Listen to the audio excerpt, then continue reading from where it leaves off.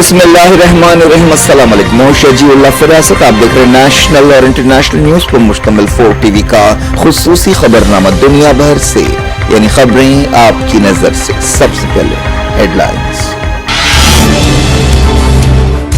बरतानिया में वोटर्स का जोशो खरोश, ऋषि सुनक का चल चलाओ, लेबर पार्टी की कामयाबी यकीनी, मईशत और महंगाई अहम मुद्दे।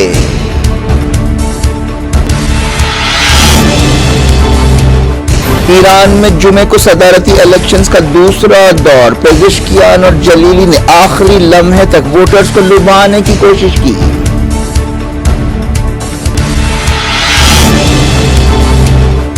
जंगबंदी और होस्टेजेस की रिहाई के लिए हमास का मंसूबा, तजवीज पर गौर के लिए इस्राएली कैबिनेट की मीटिंग।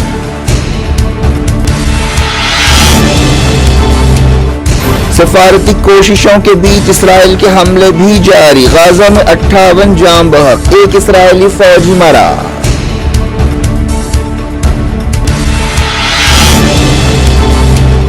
कमांडर की हलाकत के बाद हिजबुल्लाह ने रॉकेटों के दहाने खोल दिए, इराकी तंजीम ने कहा एक्सपर्ट्स और एडवाइजर्स लबनान भेज दिए।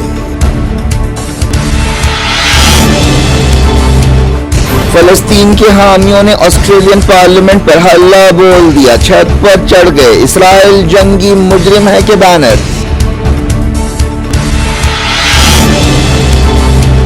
आस्ताना में एससीओ समिट शुरू, इंडिया ने कहा इंफ्रास्ट्रक्चर प्रोजेक्ट्स और कनेक्टिविटी के लिए इलाकाई सालमियत का एहतराम जरूरी है।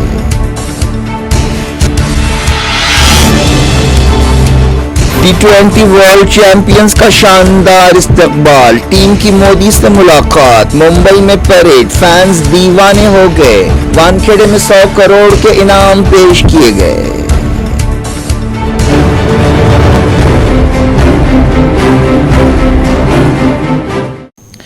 हेडलाइंस आपने देखी, अब खबरों की तफसील की तरफ आपको लिए चलते हैं। बरतानिया में आम चुनाव के तहत लाखों लोगों ने जोशो खरोश के साथ वोट दिया। तमाम इशारे ये बता रहे हैं कि इस मरतबा कंजर्वेटिव पार्टी का तख्ता उलटने वाला है और ऋषि सुनक का चल चलाव है। बरसों बाद लेबर पार्टी वापसी करने वाली है।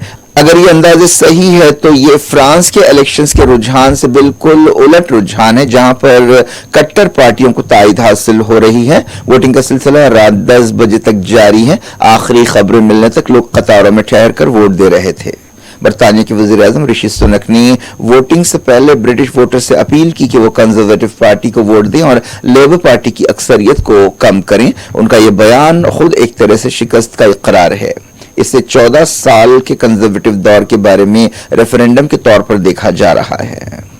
वजीर आजम ऋषि सुनक ने मिड टर्म इलेक्शंस का ऐलान किया था। ये इलेक्शंस वक्त से 3 महीने पहले हो रहे हैं, जिससे उनकी पार्टी के लोग भी हैरान रह गए। लेबर पार्टी को पिछले चुनाव में 1935 के बाद की सबसे बदतरीन शिकस्त हुई थी, लेकिन इसके बाद से उसने केयर स्टार्मर की क़यादत में अपने आप को मजबूत किया।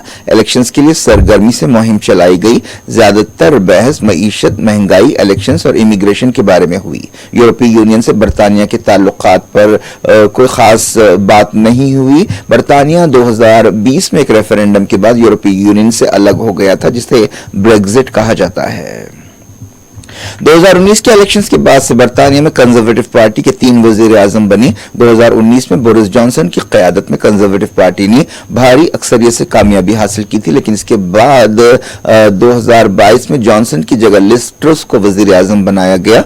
वो बरतानिया की तारीख की सबसे कम वक्त ओहदे पर रहने वाली वजीर आजम साबित हुई। इसके बाद कंजर्वेटिव एमपीज ने उनकी जगह ऋषि सुनक को वजीर आजम की हैसियत से चुना। बरतानिया में तकरीबन 26.5 मिलियन लोग वोट देने के अहल हैं। पूरे इंग्लैंड, वेल्स, स्कॉटलैंड और नॉर्थ आयरलैंड के 650 हल्के हैं। हुकूमत बनाने के लिए 326 सीटों की जरूरत है। ईरान में नए सदर को चुनने के लिए दूसरे राउंड के तहत जुमे को वोट डाले जाएंगे। अब सिर्फ 2 उम्मीदवार मैदान में रह गए हैं, जो एतदाल पसंद मसूद पेजिशकियान और कदामत पसंद सईद जलीली हैं। पहले राउंड में किसी भी उम्मीदवार को 50% से ज्यादा वोट हासिल नहीं हुए थे, इसीलिए दूसरे राउंड में फैसला हो रहा है। दोनों उम्मीदवारों ने आखिरी लम्हे तक वोटर्स को अपनी तरफ करने की कोशिश की। मई के महीने में एक हेलीकॉप्टर क्रैश में सदर इब्राहिम रईसी की मौत के बाद ये इलेक्शंस हो रहे हैं। जलीली की मुहिम में یہ نعرہ بہت مشہور ہوا کہ پورا ایران جلیلی کہہ رہا ہے۔ پزشکیان کی ریلیوں میں خاتمی زندہ باد، پزشکیان زندہ باد کے نعرے گونج رہے تھے۔ مسعود پزشکیان سابق وزیر ہیں، وہ پیشے سے کارڈیولوجسٹ ہیں۔ انہوں نے اصلاحات پر زور دیا ہے۔ جلیلی ایران کی طرف سے مغربی ملکوں سے نیوکلیر بات چیت میں حصہ لے چکے ہیں، انہیں مغرب مخالف سمجھا جاتا ہے۔ جلیلی نے اپنی آخری ریلی میں حامیوں سے خطاب کرتے ہوئے کہا کہ ہم ایک تاریخی لمحے سے گزر رہے ہیں۔ انہوں نے اپنی مہم کے دوران رئیسی کی پالیسیوں کو نمایاں کیا۔ پزشکیان نے مغربی ملکوں کے ساتھ تعمیری تعلقات کی تائید کی تاکہ ایران کی تنہائی کو دور کیا جا سکے۔ پزشکیان نے اپنے حامیوں سے خطاب کرتے ہوئے کہا کہ ہم اتحاد اور اتفاق کے ذریعے ملک کو چلا سکتے ہیں۔ میں میری صلاحیتوں کے مطابق اندرونی مسائل حل کروں گا۔ پزشکیان نے کہا کہ وہ لازمی حجاب جیسے مسائل کو بھی حل کریں گے۔ پچھلے سال ایران کی فورس جو اخلاقی فورس ہے گشت ارشاد کی حراست میں مہسا امینی نامی ایک عورت کی موت کے بعد بڑے پیمانے پر احتجاج کیا گیا تھا اور کئی گوشوں کی طرف سے لازمی حجاب کی مخالفت کی گئی تھی۔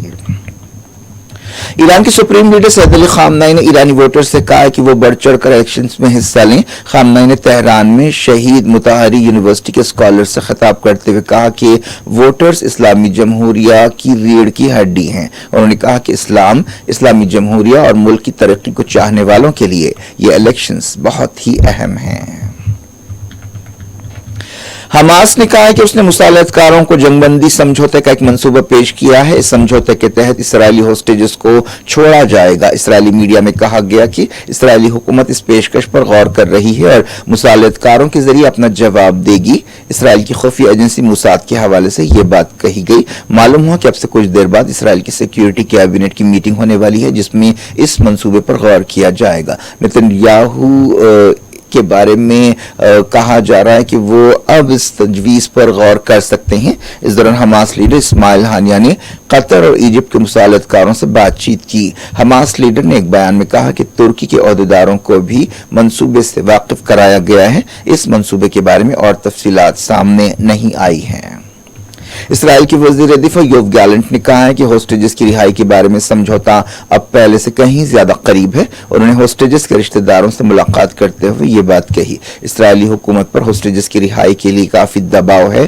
حکومت کے خلاف مسلسل مظاہرے ہو رہے ہیں۔ احتجاجیوں نے تل ابیب ہائی وے بلاک کر دی ہے۔ ان کا مطالبہ ہے کہ حماس کے ساتھ ڈیل کی جائے، ہوسٹیجز کو گھر لایا جائے اور جلد الیکشنز کرائے جائیں۔ امریکہ کے secretary of state Antony Blinken نے سعودی فارن منسٹر فیصل بن فرحان سے ملاقات کی۔ انہوں نے سیز فائر ڈیل اور تازہ صورتحال پر بات چیت کی۔ اسٹیٹ ڈپارٹمنٹ کے ترجمان نے یہ بات کہی۔ انہوں نے اسرائیل، حزب اللہ تناؤ اور سمندروں میں حوثیوں کے حملوں کے بارے میں بھی بات چیت کی۔ جارک نے مڈل ایسٹ کی خبروں کے سلسلے کو شروعات غازہ سے۔ نارتھ غازہ میں اسرائیل کی ایک اسپیشل بریگیڈ کا آفیسر اور ایک سپاہی لڑائی میں ہلاک ہو گئے ہیں اور 3 سپاہی زخمی ہوئے ہیں۔ اسرائیلی فوج کے ترجمان نے اس بات کا اقرار کیا۔ زمینی لڑائی شروع ہونے کے بعد سے اب تک اسرائیل کے کم سے کم 324 فوجی مارے جا چکے ہیں، جبکہ 7 اکتوبر کے بعد سے جملہ 677 فوجی ہلاک ہوئے ہیں۔ غزہ کی وزارت صحت نے کہا ہے کہ پچھلے 24 گھنٹوں میں اسرائیل کے حملوں میں 58 فلسطینی جاں بحق ہوئے۔ اسی مدت کے دوران 189 فلسطینی زخمی ہوئے۔ وزارت نے بتایا کہ 7 اکتوبر کے بعد سے اب تک غزہ میں 38,011 فلسطینی ہلاک ہوئے اور 87,445 زخمی ہوئے۔ اس دوران اسرائیل نے غزہ کے دراج علاقے میں حملے کیے۔ بعض دوسرے علاقوں سے بھی حملوں کی خبریں ملی ہیں۔ ایسٹ غزہ کے شاہ اسٹریٹ پر ایک حملے میں ایک فلسطینی جاں بحق ہوا۔ شجاعیہ اور رفح میں زبردست لڑائی ہو رہی ہے۔ وزارت صحت نے بتایا کہ نصر ہاسپٹل میں کچھ گھنٹوں کے اندر فیول ختم ہو جائے گا، جس کی وجہ سے ہاسپٹل کام نہیں کر سکے گا۔ نصر ہاسپٹل خان یونس اور رفح کے لوگوں کے لیے ایک آخری ہاسپٹل باقی رہ گیا ہے۔ مغربی کنارے کے جنین میں اسرائیلی فوج نے ایک فلسطینی کو ہلاک کر دیا۔ اس علاقے میں حال ہی میں ایک مال میں چاقو سے حملے کا واقعہ پیش آیا تھا۔ اس دوران مغربی کنارے میں فلسطینیوں کے خلاف دھاووں اور گرفتاریوں کا سلسلہ بھی جاری رہا۔ یونائیٹڈ نیشنز نے کہا ہے کہ اکتوبر کے بعد سے مغربی کنارے میں اسرائیل کے ہوائی حملوں میں 77 فلسطینی ہلاک ہوئے ہیں، ان میں 14 بچے ہیں۔ ہوائی حملوں کے علاوہ کئی فلسطینی دھاووں اور جھڑپوں میں جاں بحق ہوئے ہیں۔ یہودی آباد کاروں نے مغربی کنارے میں کئی جگہ فلسطینی کھیتوں میں آگ لگا دی۔ انہوں نے کئی جھاڑ بھی گرا دیے۔ हिजबुल्लाह ने अपने कमांडर की हलाकत के बाद नॉर्थ इसराइल में दर्जनों हमले किए। इसराइली मीडिया में कहा गया कि हिजबुल्लाह ने 200 से ज्यादा रॉकेट फायर किए। नॉर्थ इसराइल में एक बड़े हमले में 20 ड्रोन्स का इस्तेमाल किया गया। पिछले कई दिनों से इसराइल और हिजबुल्लाह में लड़ाई तेज हो गई है। हिजबुल्लाह ने ऐलान किया है कि उसने इसराइली फौज के 5 ठिकानों पर दर्जनों हमले किए। इन हमलों में जुलान डिवीजन के हेडक्वार्टर को भी निशाना बनाया गया। इसके अलावा एक आर्मी बेस पर इसराइल के मिसाइल एंड एयर सिस्टम को टारगेट किया गया। एक दिन पहले साउथ लेबनान में एक कार पर इसराइल के हमले में मोहम्मद नासिर नामी हिजबुल्लाह कमांडर हलाक हुए थे। इराक की मुजामती तंजीम ने कहा कि अगर लेबनान में जंग शुरू होती है तो वो इसराइल से लड़ाई के लिए तैयार है। इस्लामिक रेसिस्टेंस इन इराक तंजीम ने एक बयान में ये बात कही। एएफपी से बातचीत करते हुए तंजीम के कमांडर ने कहा कि हमने लेबनान में अपने एक्सपर्ट्स और एडवाइजर्स को पहले ही भेज दिया है। एक्सपर्ट्स का कहना है कि अगर हिजबुल्लाह और इसराइल के दरमियान जंग शुरू होती है तो ये सिर्फ लेबनान की जमीन तक महदूद नहीं रहेगी। फलस्तीन के हामियों ने ऑस्ट्रेलिया की पार्लियामेंट पर हल्ला बोल दिया और वहां पर बैनर्स लहरा दिए जिन पर लिखा था कि इसराइल जंगी मुजरिम है। ऑस्ट्रेलिया में वक्फे से ऐसे मुजाहरे हो रहे हैं। इस मरतबा कैनबरा की पार्लियामेंट हाउस की छत पर फलस्तीन के हामी चढ़ गए। ये लोग काले रंग के कपड़े पहने हुए थे जो पार्लियामेंट की इमारत पर उसकी छत पर चढ़ गए और वहां पर 1 घंटे तक रहे। बैनर्स पर फलस्तीन का मशहूर नारा लिखा था कि दरिया से समंदर तक फलस्तीन आजाद होगा। एक एहतजाजी ने खिताब करते हुए इसराइल पर जंगी जराइम का इल्जाम लगाया। एहतजाजियों ने यह भी कहा कि हम कभी नहीं भूलेंगे, हम कभी माफ नहीं करेंगे और मुजाहमत करते रहेंगे। शंघाई कोऑपरेशन ऑर्गेनाइजेशन समिट में इंडिया ने कहा है कि इंफ्रास्ट्रक्चर प्रोजेक्ट्स और कनेक्टिविटी के लिए आजादी और इलाकाई सालमियत का एहतराम जरूरी है। वजीर ख़ारजा एस जयशंकर ने इंडिया की तरफ से सालाना शंघाई कोऑपरेशन ऑर्गेनाइजेशन समिट में हिस्सा लिया। इस मौके पर खिताब करते हुए उन्होंने कहा कि हमारी मीटिंग का मकसद तनाव के असरात को कम से कम करना है। बजाय जयशंकर चाइना की तरफ इशारा कर रहे थे जिसके कई मुल्कों के साथ इलाकाई तनाज़ात हैं। जयशंकर ने वज़ीर आज़म नरेंद्र मोदी की तरफ से शंघाई कोऑपरेशन ऑर्गेनाइजेशन समिट में खिताब किया और कहा कि यह तंजीम इंडिया की खारजा पॉलिसी में बहुत अहमियत रखती है। उन्होंने कहा कि यह मीटिंग वबा के असरात, जंगों, बढ़ते हुए तनाव, एतमाद की कमी और कई तनाज़ात के बीच हो रही है। इन वाक़यात से आलमी ताल्लुकात और आलमी मईशत मुतासर हो रहे हैं। इन हालात ने मौजूदा मसाइल को और पेचीदा कर दिया है। इस मीटिंग में इन वाक़यात को कम से कम करने के बारे में, यानी इन वाक़यात के असरात को कम करने के बारे में बातचीत होनी चाहिए। चाइना ने सीपेक प्रोजेक्ट के तहत पाकिस्तान में कई मंसूबों में कई बिलियन डॉलर्स की सरमायाकारी की है। सीपेक प्रोजेक्ट पाकिस्तान की गवादर बंदरगाह को चाइना के जिनजियांग सूबे से जोड़ता है। इंडिया सीपेक की मुखालफत करता है क्योंकि ये प्रोजेक्ट पाकिस्तान के कब्जे वाले कश्मीर से गुजरता है। पाकिस्तानी वज़ीर आज़म शहबाज शरीफ ने शंघाई कोऑपरेशन ऑर्गेनाइजेशन समिट से खिताब करते हुए कहा कि हमें आलमी सियासत में तरफदारी से ऊपर उठना चाहिए और खुशहाल मुस्तकबिल के लिए एक होना चाहिए। उन्होंने दहशतगर्दी की हर शक्ल की मजम्मत की। ये कॉन्फ्रेंस कजाकिस्तान के दारुल-हुकूमत आस्ताना में हो रही है जिसमें रशिया के सदर व्लादिमीर पुतिन और चाइना के सदर शी जिनपिंग भी हिस्सा ले रहे हैं। ईरान के आरिज़ी सदर मोहम्मद मुक़बिल भी शिरकत कर रहे हैं। इसके अलावा तुर्की के सदर तैयब एर्दोगान भी आस्ताना में मौजूद हैं। हेमंत सोरेन ने एक बार फिर झारखंड के चीफ मिनिस्टर की हैसियत से हलफ ले लिया। एक दिन पहले चंपई सोरेन ने चीफ मिनिस्टर की हैसियत से इस्तीफा दिया था। झारखंड मुक्ति मोर्चा के एग्जीक्यूटिव प्रेसिडेंट सोरेन को जेएमएम के इत्तेहाद के लीडर की हैसियत से चुना गया, जिसके बाद चंपई सोरेन ने इस्तीफा दिया और फिर सोरेन ने गवर्नर सीपी राधाकृष्णन से मुलाकात करते हुए हुकूमत बनाने का दावा पेश किया। 48 साल सोरेन को 28 जून को झारखंड हाई कोर्ट ने जमानत दी थी।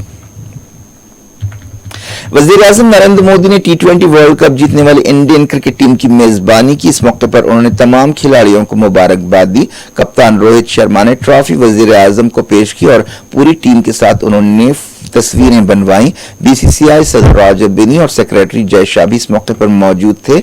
वहां करेबिया में खराब मौसम की वजह से कुछ दिनों की देरी से टीम इंडिया दिल्ली पहुंची। इसके बाद उन्होंने वजीर आजम से मुलाकात की और बाद में मुंबई के लिए रवाना हुए। मुंबई में टीम ने वानखेड़े स्टेडियम में होने वाली एक तकरीब में शिरकत की, जहां पर टीम के लिए 100 करोड़ रुपए इनाम पेश किया गया। इस मौके पर 1 किलोमीटर की परेड नरीमन पॉइंट से वानखेड़े स्टेडियम तक निकाली गई। एयरपोर्ट और वानखेड़े स्टेडियम तक फैंस की हालत देखने लायक थी और कई फैंस दीवाने हुए जा रहे थे, जिन्होंने इंतहाई जोश खरोश के साथ टीम का इस्तकबाल किया। लोग तिरंगा लहरा रहे थे और खुशी का इजहार कर रहे थे। इंडिया ने T20 वर्ल्ड कप के फाइनल में साउथ अफ्रीका को शिकस्त दी थी और 17 साल बाद यह खिताब जीता था।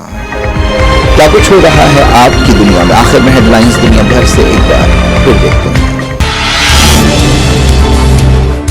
बर्तानिया में वोटर्स का जोशो खरोश, ऋषि सुनक का चल चलाओ, लेबर पार्टी की कामयाबी यकीनी, मईशत और महंगाई अहम मुद्दे।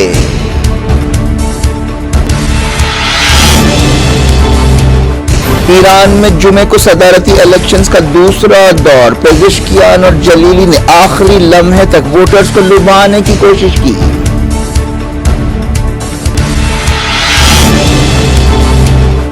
जंगबंदी और होस्टेजेस की रिहाई के लिए हमास का मंसूबा, तजवीज पर गौर के लिए इस्राएली कैबिनेट की मीटिंग।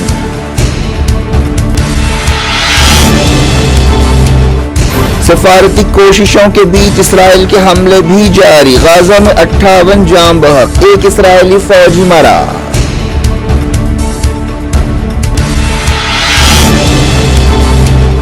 कमांडर की हलाकत के बाद हिजबुल्लाह ने रॉकेटों के दहाने खोल दिए। इराकी तंजीम ने कहा एक्सपर्ट्स और एडवाइजर्स लबनान भेज दिए।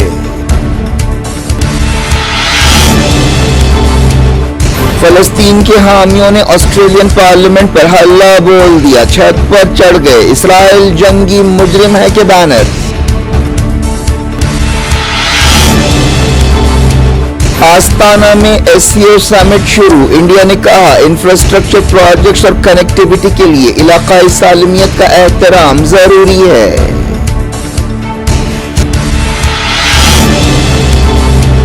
T20 वर्ल्ड चैंपियंस का शानदार इस्तकबाल, टीम की मोदी से मुलाकात, मुंबई में परेड, फैंस दीवाने हो गए। वानखेड़े में 100 करोड़ के इनाम पेश किए गए।